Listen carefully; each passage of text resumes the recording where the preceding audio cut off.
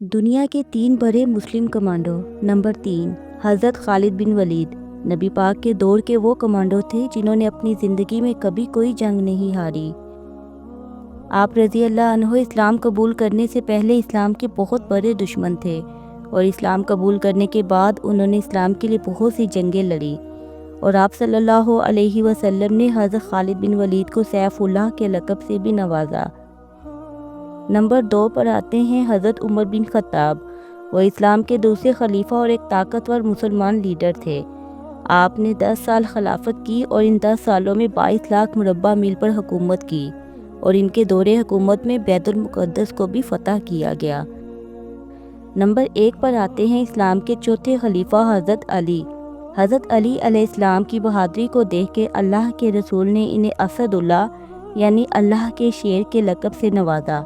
خیبر کی جنگ ایک ایسی جنگ تھی مسلمانوں کے لیے جیتنا بہت مشکل تھا، لیکن مسلمانوں کی کمان اللہ کے شیر کے ہاتھ میں تھی۔ آپ نے صرف 1600 سپاہیوں کے ساتھ 14,000 دشمن کے سپاہیوں کو شکست دی۔